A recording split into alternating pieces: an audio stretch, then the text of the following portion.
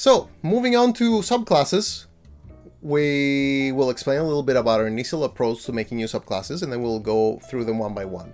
We generally will explain a few things about them. There's much less to talk about in comparison, at least to ancestries and other things.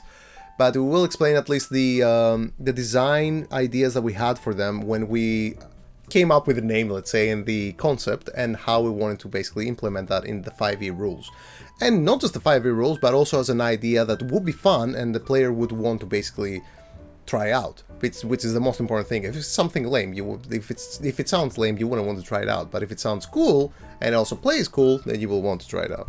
So the initial approach, I will start by saying that one of the main inspirations that I have is basically a lot of board games, and specifically Massive Darkness 2, which takes classes and allows every player to play the same game with their own type of minigame. So let's say the rogue, for example, reaches into a little baggie and pulls out tokens, and with those tokens you do the actions. The wizard has a little amulet where you twist it and you do a different spell every time. The necromancer, well, does necromancer things. So, as you can imagine, I was very inspired by that, and I was like, why don't we have that in D&D? If we have all these rules and all these already kind of building blocks, why don't we take them and make, not necessarily minigames, but expand on that, and make something interesting that each player will enjoy playing without taking up everybody else's time, which is something difficult to make, of course, as you can imagine. But at the same time, that was our initial design approach for this thing. We wanted to give each subclass its own distinct feel. We didn't want it to just be, oh hey, here you go, play this, it just has these subtle differences and you're still a sorcerer. No, it's completely different. You have a deck of cards, you flip a card, and this is how you cast spells, for example. So, I say initially because that was our initial design approach, and we ended up switching it a little bit. Yeah. We ended up switching it a little bit because the main problem with that was that people would find it a little bit too complicated, and we didn't want people to basically suffer learning rules and understanding how things work. So we basically decided to do that in order to be able to allow people to enjoy it and more easily get into it. With that being said, I say we start with the subclass, basically. Shall we? Shall? Yeah, please go ahead. So, first and foremost, we have Barbarian, the Crystallized path. You want to talk about it? Yes, because it ties again with the Crystallized, so I have to talk about it, right? Basically, the design idea for this one was to allow you to insert crystals in your character, no matter what heritage it is, right? And by doing that, you are building your character in a literal sense, right? Because you can get different powers, and you can make a character that's all about damage, so you put several ruby crystals on him to cast several fire spells as you rage and fight, or you can be more utility-based. And that was a design space that I find the Barbarian hardly goes, right? You don't have a Barbarian that heals people, a Barbarian that uses illusions, right? Yeah. And you can do this, and you can build it I want to do a bit of damage, a bit of healing, I want to go full utility. You can do this with this class. There's a lot of ways that you can make it different. And I look forward to see what you guys are going to come up with. Yeah, basically, as Arthur said, this is a good point to actually mention as well, that there are a lot of things already done for 5e, and there's so many subclasses. Half of what we made probably already exists in some shape or form. There's no way that it's completely new. Parthenogenesis in game design and entertainment is kind of like a thing of the past at this point. You cannot make completely new things without without the chance of it having been made as well from someone else, across the world somewhere, somehow, in some other way. So yeah, with that out of the way, I will say that, this is one of the main reasons why we try to approach all of these things with a narrative focus as well. I would say, because it was important that the subclasses feel as they are part of the galaxy that we're building. It's primarily narrative design and then game design, because we could have made any kind of barbarian. We could have made 1,000 different kinds of barbarians. You have no idea how many ideas we have for barbarians, at least for all the upcoming projects and whatnot. But yeah, you will see some of them in the future, don't worry about it. But at the same time, what I'm trying to say is that we wanted something that fits. Not necessarily just Astral, but at least in some shape or form connected to something that we already have in this world that we've built. The sea of stars, the planets in there, everything in it. So the Crystallized path was something that really connected and resonated. Haha, get it, because it's a crystal. That resonated with the whole idea of the crystalloids. So yeah, it was just the perfect fit, right? It was just like made sense to have that like come in some way. Yeah, which brings us to the next point, the Stalwart Defender. All right, the Stalwart Defender, it's a great segue because at first glance you saw this before. It's a fighter that fights with 2 shields. Yeah. You've been there, you played Dark Souls, snapping testudo technique, using 2 shields to hit people. We know why you are here. Yeah. But we try to tie this, the concept of being a Stalwart Defender inside the story and the world of Starlight Arcana, right? It's based on this legendary fighting technique from the Astral, right? That wanted to subdue enemies instead of destroying them, right? And the shields, in spite of having any appearance you want, right?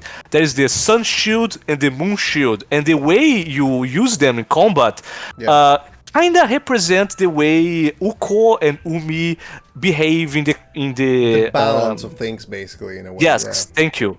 Yeah, so we try to be very flavorful with the idea of, okay, it's a fighter with 2 shields, right?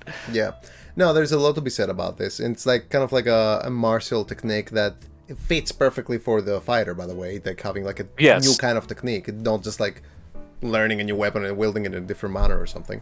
It's about how you use the shield, rather than And the narrative aspect of it, once again, is like the main thing for it. Like we could have done all sorts of things with shields. Like there's thousands of inspirations out there that you can take from. Like take like the simplest one, Captain America, for example, how he uses a shield. He doesn't have a sword; he just has a shield. So you can do a lot of things with that. But we kind of wanted to do our own version of it and our kind of like design for it and take it through the Starlight Arcana universe, as Arthur very well said. Which brings me to the next point, the Rogue, which I will say, before I pass you the torch again, Arthur, the Rogue was very difficult. When I was coming up with design ideas for it, like, what do we even call it?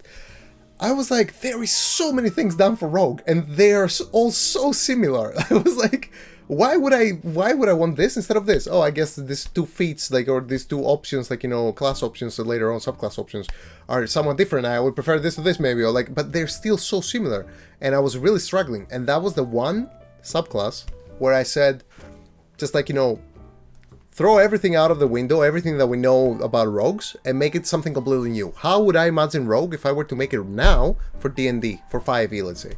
And I immediately thought of, like, if I were to play Rogue, I would be like, the smarty pants, like the handsome, charismatic smarty pants in front of the party that would go into situations and talk my way out of situations. And I'm like, there is no subclass, or at least not fully dedicated, that does that. So the Smuggler, basically, the Scoundrel, like, we had kind of like issues with naming it because I believe one of the 2 already exists. But basically, the Smuggler was like the thing that fit the most, and at the same time, it's also something that fits the Starlight Arcana universe again, like perfectly. Yeah. So with the Smuggler, just taking everything that he said is correct, right? The only thing, that I wanted to add is, but because a lot of people think, space, Smuggler, Han Solo. That's the logic, right? Yeah. This is not the Han Solo class, I can tell you straight away. It is a little bit, at least, like, the charisma parts of it, right? Yeah, okay, I can't say it's not, right? Because there is a bit, right? I am still human, I'm still, vulnerable to Star Wars, right? I'm sorry. But what I try to do with the Smuggler is that, what if there was a subclass that could navigate the campaign, right? In a way that they could avoid combats or solve things in creative manners, right? I didn't want them to be, you're a Smuggler, so you shoot well with a bow or something. No. You see there's basically no combat options for the Smuggler. And at first glance, you're gonna think, that means it's a weak subclass, right? But if you see the stuff you can do with it, and you start thinking out of the box of what kind of shenanigans you can pull with the Smuggler. I absolutely love it. It's honestly one of my favorite subclasses. Like, I would easily say that Fate Weaver or the Warlock or Raptor, like, would be one of my favorites because I love Warlocks. But which we will talk about later, by the way. It's coming. Don't worry. The Smuggler, I think, is my favorite in terms of design because it just goes against everything, and it allows a player that wants to focus on the role playing to really shine through it. Like, it gives you all the tools that you need, or at least a lot of tools. Like, maybe not all of them. Maybe you'll need to find some of yourself. You know, you're a rogue. Figure it out. But it gives you use from someone. Yeah, exactly. It gives you enough to play it out in a system like 5th edition, being like, you know, very heavy for rogues to just do sneak attacks all the time, right? In a system that, you know, amplifies combat so much, you are amplified in different ways to do all the other stuff, which allows the game to flow so much more nicely. At least in my opinion, I would absolutely love it if I had a rogue, like, you know, as a GM, if I had a rogue that played that, because it would bring so much to the table. It just makes it so much fun. Like, it takes so much from other systems as ideas and just implements them in a 5th edition situation. Like, it's... I would argue there are certain planets that if you have a smuggler, you basically, you are done. Just let the guy do his thing. You're gonna complete the entire adventure without drawing a single sword. If they are smart, of course. Think of like those speed runs, like, you know, but full pacifist run kind of like thing. Yeah, exactly. Which is absolutely awesome. The fact that we even have that choice, like, you know, in a way, like through a subclass, is, I think it's super thematic and super awesome. Anyway, moving onwards, the Paladin, the Oath of Stars, which I need to obviously give a bit of a background here. It all started from the very first adventure I ever wrote, which started Kelfecil's Tales, the Tower of the Starlight Knight. And people were very impressed with what I had made, and they're like, oh my god, there is like a Paladin, like, you know, a Paladin subclass where you can do, like, you know, star stuff, you know, like you're empowered by Starlight, and that everybody loved it so much that they asked me to make Starlight spells. They asked me to do so much more with Starlight. I'm like, okay, I guess that's my thing, because I love Starlight stuff anyway, so might as well expand on that, you know. So it was like a whole thing, and although the Paladin subclass was made like 2.5 years ago, updating it and bringing it to what it is now was such a blast, because it allowed me to see also, at least personally, it allowed me to see how I had grown as a designer, and what, like, you know, I found, like, you know, some of the design choices stupid. I was like, wait a minute, why would I put that there? That's a little bit too much, you know, or it doesn't make sense in terms of, like, the whole narrative connection that I said earlier. So Paladins for me were always like this complete kind of like vengeance-fueled, righteous warriors. And yeah, you will say, okay, Paladins are the good guys, but for me, it was always like, you know, the vigilante kind of like person. Like, it was always like, hey, I'm doing this for my beliefs, for this and this. Like, they're so keen on their purpose that they can become fanatics. We had so many ways to actually implement the Paladin into the Sea of Stars and the whole Starlight Chronicle setting. And I really wanted them to be basically warriors of the light with vengeance being their purpose. In many ways, they are warriors of the Church of Stars, and they're powerful, like imbued by Starlight, kind of like fighters, let's say, with a bit of magic. That's basically what a Paladin is. But I really wanted to build it like more into that. And the whole idea of playing with the power that the gods have given you is exactly the thing that a Paladin would do. And in this case, obviously, that's Starlight. Like, that's the main idea for it. It's way simpler, I will say that, way simpler as a design approach in comparison to, let's say, the Rogue that we were just explaining. But at the same time, it's, I think, on point for something as simple as that, while still maintaining the narrative value of it, like in the whole book. Because it was your baby, right? I can't really comment. I can say it's very fun. I enjoy it, reading it. I will say this, there is a pre-made character, right, from the book that follows precisely what Kel described. Like, it's a person that was down on his luck, a very violent person that found in the path of the Paladin, the Oath of Stars, a way of salvation, right? But that violence didn't leave him, right? He's still a very tough, an angry person, but he's trying to direct that anger to something they consider to be good. So it's kind of a fanatic in a way, right? Yeah. It's great how fantasy settings allow you to bring the wrath of gods in your own way. yeah, and it's okay. It's a good thing you did that. It's okay.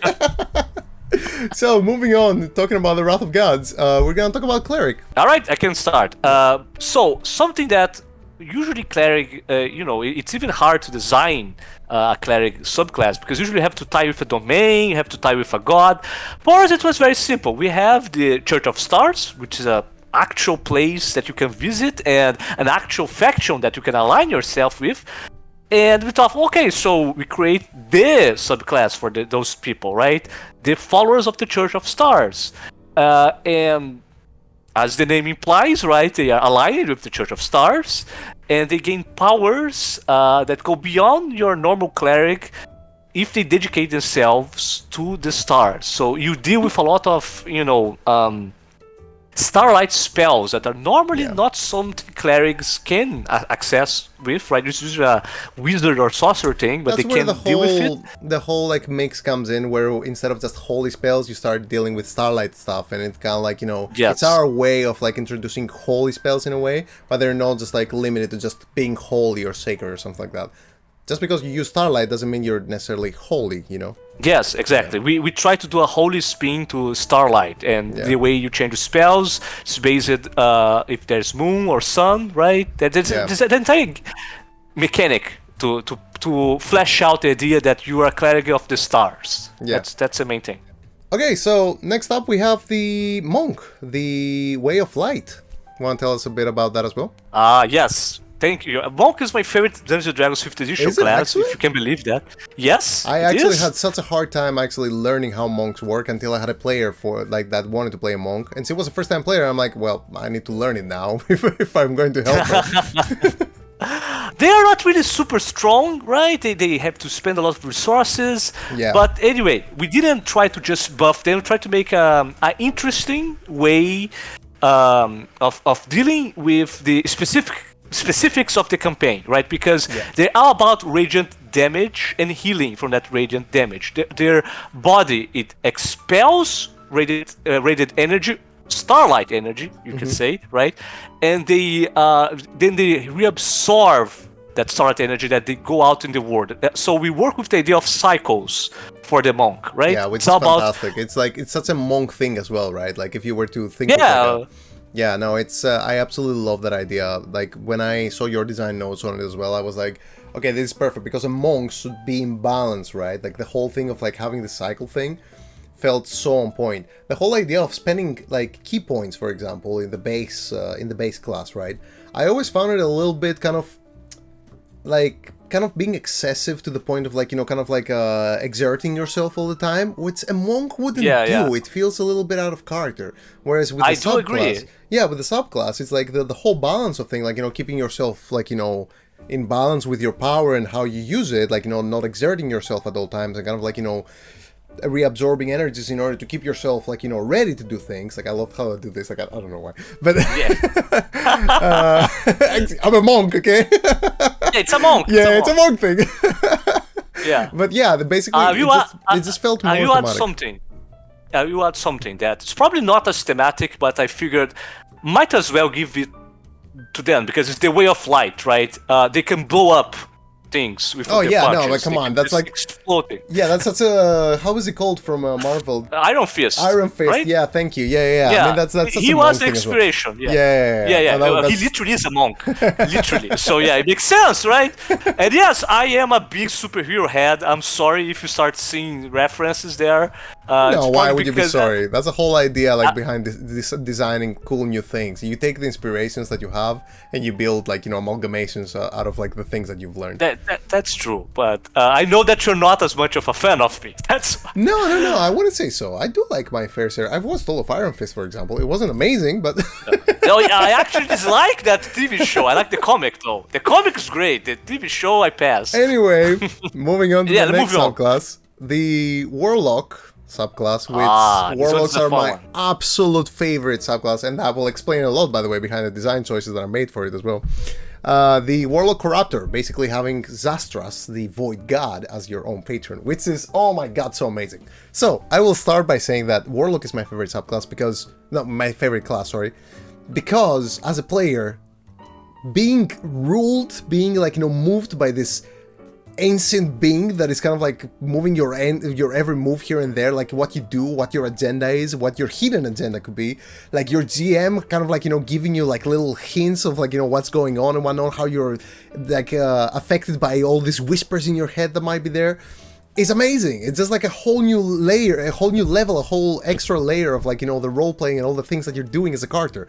You embody the Warlock character even more when you have all of these things kind of like troubling the character that you're playing. So the main thing for the Starlight Chronicle setting, the Void corruption, which is one of the biggest evils that exist like in that world, in that universe, it's the Void, right? So the Void came from the idea of a Warlock corruptor. That was one of my first ideas. Basically, someone that was corrupted by the Void, that they heard whispers of a Void god in their mind, kind of like a patron, and they started doing things, corrupting others. So that's how the Void became a thing, and that's how I came, like, into the whole idea of creatures being corrupted, and we will explore that more in the future, by the way. We will have a roadmap with all our future releases, and you might see some familiar key names in there in the titles of the future projects. But anyway, the Warlock Corruptor, I really wanted to do a Warlock that is corrupted by the Void and is doing Za'strasz's will.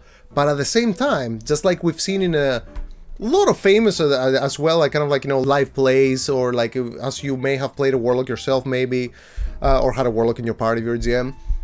The Warlocks somehow, in most cases, find a way to twist the will, like, the agenda of their patron, and kind of like make it work towards them, because they get attached to their adventuring party, or they become friends with people that they don't want to kill.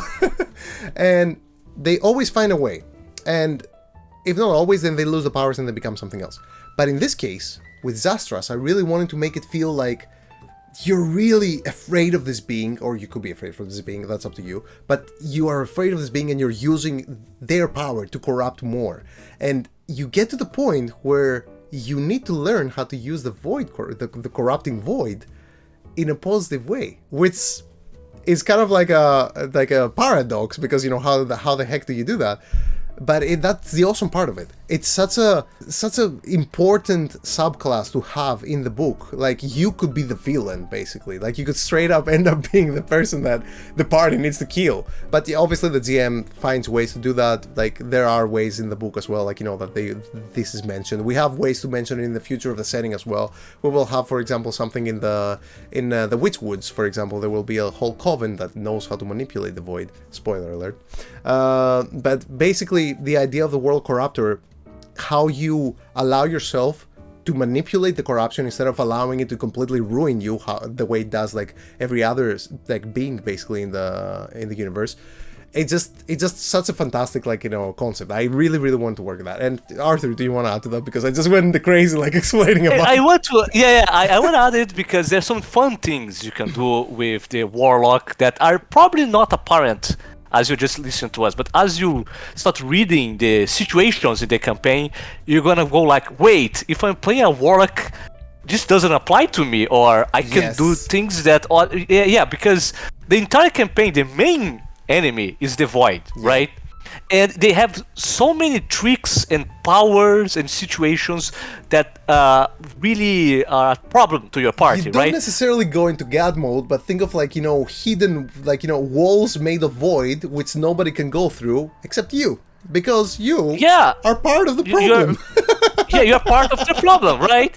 So in some situations, you can be the guy that the party needs to solve a problem that would be extremely hard. It's completely immaterial to you. He kind of is like the Smuggler in that sense. You kind of play differently the campaign if you have a Warlock in your group. Which is yet another way to introduce even more fluff and actual role-playing goodness into your campaign. It's just it adds so much to it. Just like the Smuggler, as Arthur said, you can play the game so differently, and that just, I don't know, I find that amazing. I think that I wish there more people would make subclasses like that, honestly, because I don't think that's a very difficult design mentality to follow.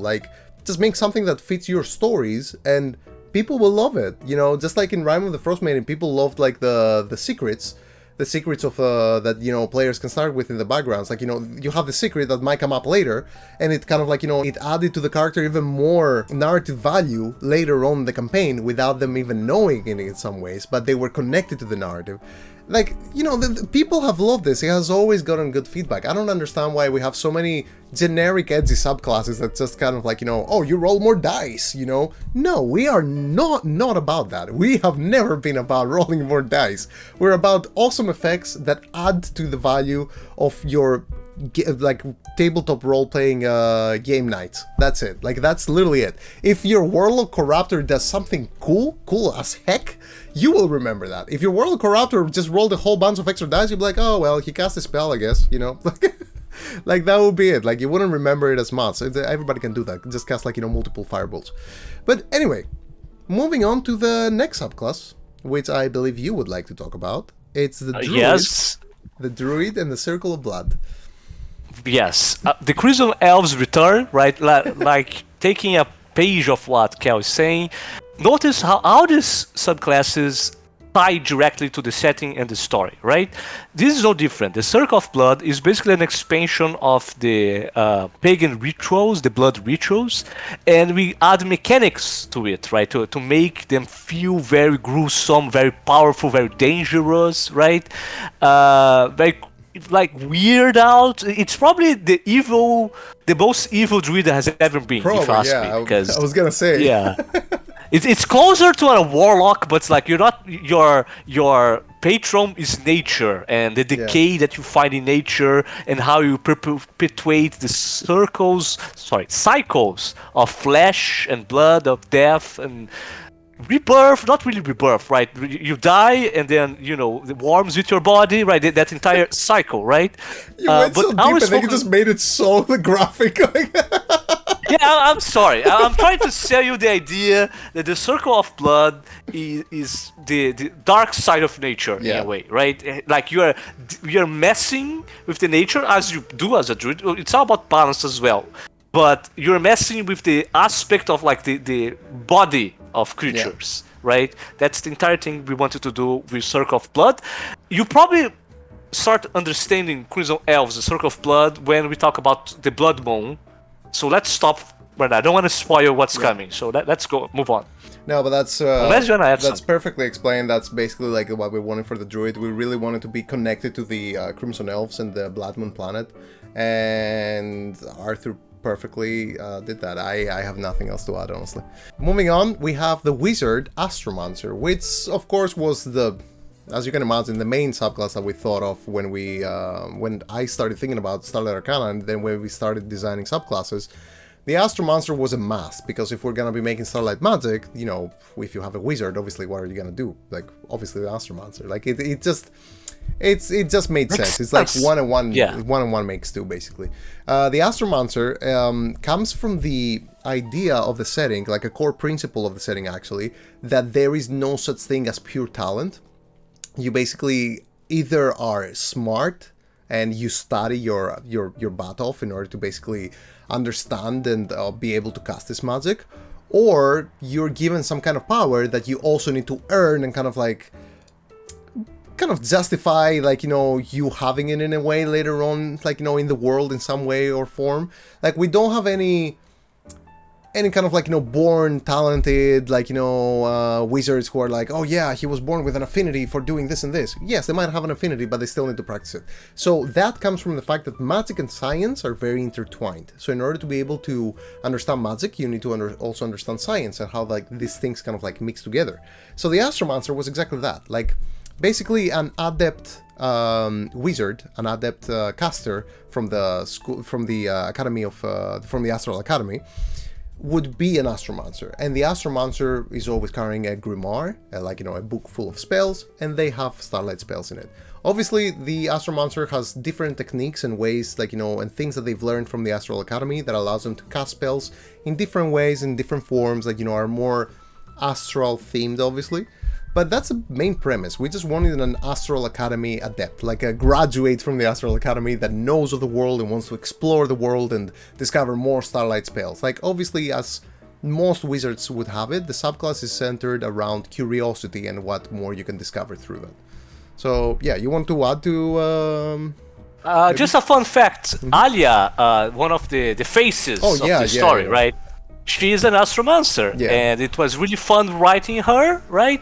And the fact that she was an Astromancer actually helps us explain a lot of things as a matter of fact in the story. That's yes, it. because she's more about like being curious and understanding the truths of the world, of the universe, rather than just about casting magic and being powerful or anything like that. She wants to explore for the sake of science and understanding magic. Like, it's not just, oh yeah, I'm just a powerful wizard with like more spells in my book kind of like thing, you know?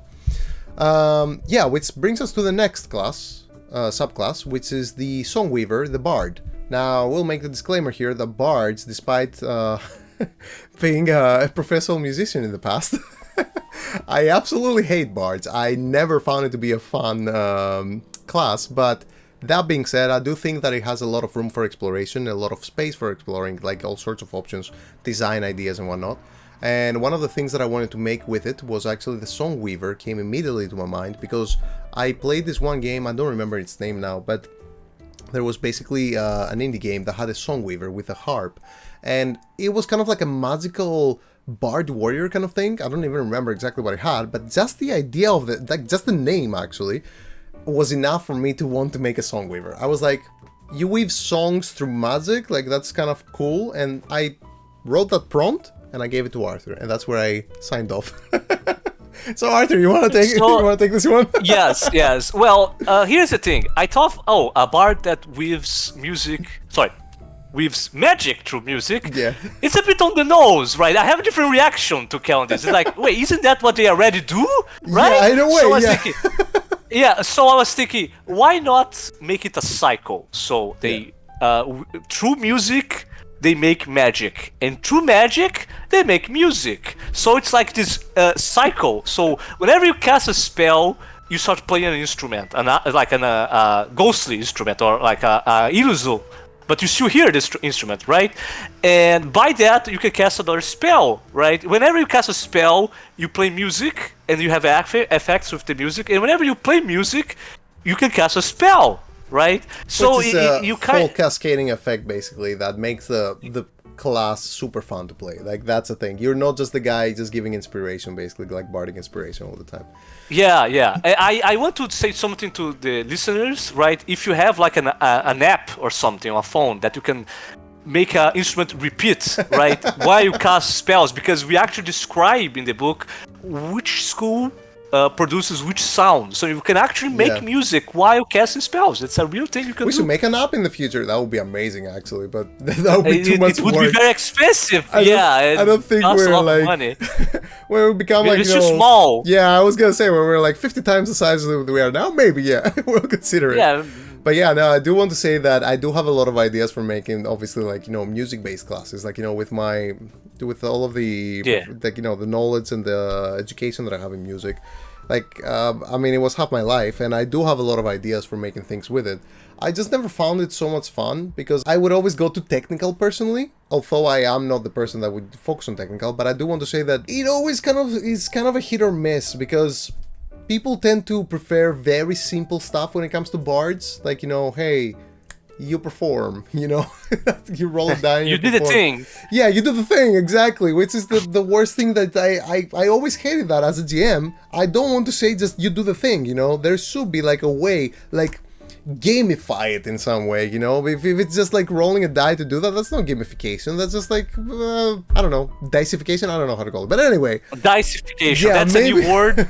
Maybe we'll have something in the future. I'm just saying that it is not like, completely out of the window as an idea. We might explore more bard related stuff in the future, because I do also personally want to see more from that.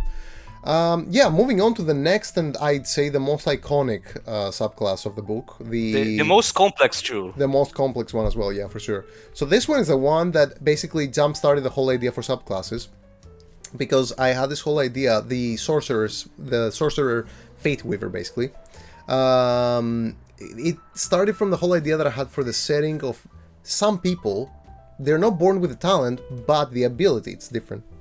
Just saying, because I actually really don't I never liked the whole divide that the 5e system D&D made between wizards and sorcerers, and I'm like, So what? Are sorcerers like cooler because they're just born with magical powers? Like, what is this BS? You know, like that makes no sense. Like, come on, man. Like, you know, oh yeah, I am born with power. You're not. It's kind of like the same crap that they pulled with Mulan, basically, and they ruined the whole thing.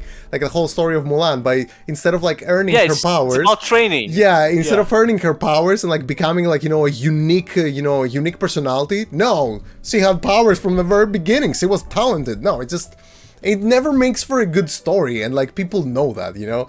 So I'm surprised that Sorcerer is still a thing. Anyway, I went on a rant there for a bit. But yeah, I want to be on record saying that I enjoy sorcerers. Okay, just so the listener doesn't feel antagonized by you, Kel. I actually enjoy them.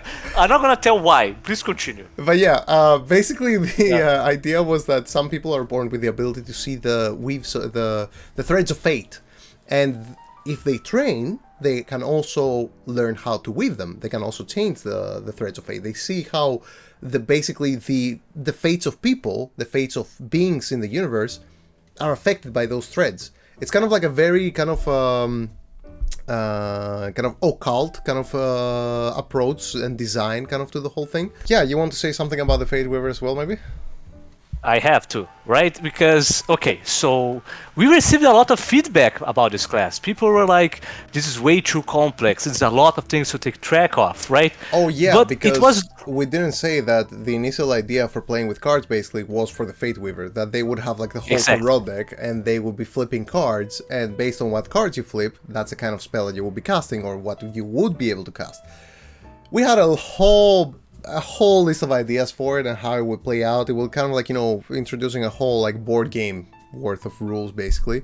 But it became too complicated, and as Arthur was about to say, we had a lot of feedback for it that it might be too complicated and people were asking too many questions, and we're like, okay, as simple as like, as we may make it, or the best, even if we explain it the best way possible, it will still become too complicated for 5e players.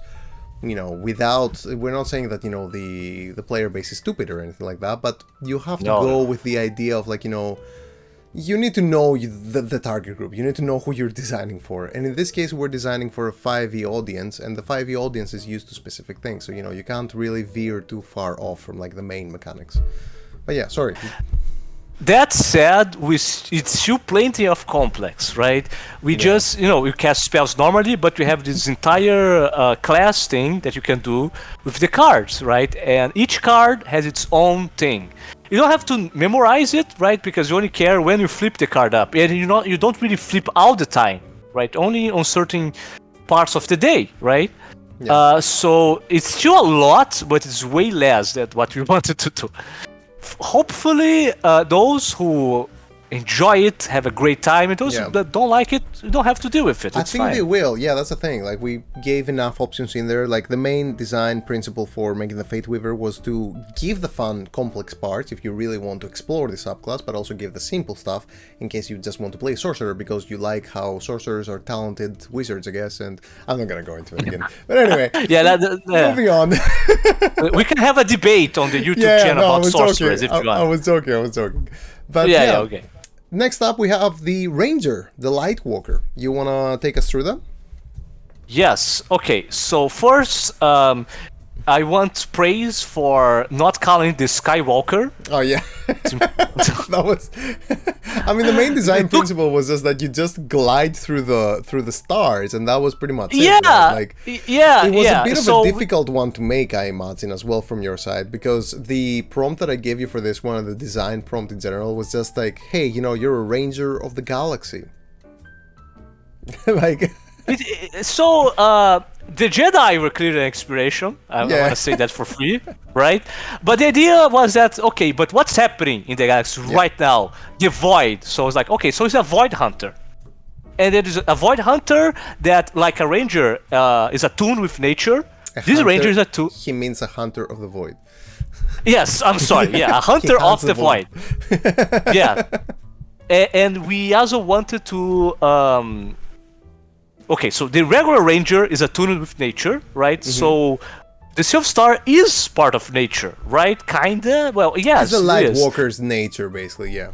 Yeah. So they are attuned with that type of nature, right? Yeah. So they can glide through space. They do things that other people can't. they have a very special relationship with the Sea of Stars. So if you're really into the Sea of Stars, as a place, the Lightwalker is your class. You're gonna do so much stuff there.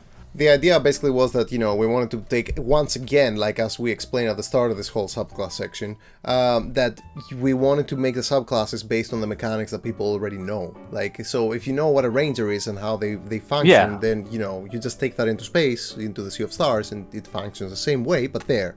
So all the ideas basically kind of like, were morphed into something that would work with Starlight Arcana. Which brings us to the final subclass, which is a special one. It was a stretch goal, which, by the way, I will say here that stretch goals were kind of a tricky thing. We did it because we didn't know any better. In the future, we will be doing special reveals. Yeah, but it was something that we kind of kept, like, to our promise of making. Some of the other stretch goals, as you know from the campaign, were a bit harder to achieve and kind of like, fulfill. But this one we really wanted to make because it was the first one as well. The first idea that we had for one as well, and we wanted to marry two class designs and bring them into one subclass. Like, that basically it's a subclass that both of those classes can take. And yeah, that's all you, by the way, Arthur. I just gave him the idea of what we wanted, and Arthur made the whole design for this one. So here's the Astral Buccaneer, by the way. Yes, the Astral Buccaneer. So here's what they share, because it's supposed to be a subclass for both the Ranger and the Rogue, right? If you played 5th edition a lot, right, you already noticed there are several problems with that situation, because the Rogue and Ranger do not gain at the same levels, their subclasses. Features, the subclass features, yeah, exactly, they don't. So the way I choose to interpret this is like, these are two different subclasses, right, with their own powers that fit their classes, right? Yeah. But the concept is the same. They are an Astral Buccaneer. You have the Astral Buccaneer that's more martial focus, that's the Ranger, and you have the Astral Buccaneer that's more about handling the ship and handling aspects of buccaneering beyond fighting, right? So you have two flavors of Astral Buccaneer in that way, right? So I'm very happy how it came from. In particular, the Rogue. The Rogue does a lot of things that you would not expect for to make sense, but it does, right? So I look forward to see if we see people playing more a piratey side. Yeah, I'm curious as well, because it is something that we want to explore in the future as well, right? With an already announced supplement, the Sailing the Stars, it's definitely going to have expanded rules and ideas for the Buccaneers and the ethereal pirates and all that. But it's definitely something that, I would love to see as well, like what people do with it, because there's so much pirating already in Starlight Arcana. So if someone plays a Buccaneer, it could be interesting to see how they make it work and whatnot. But yeah. Anyway, so that's all for the subclasses.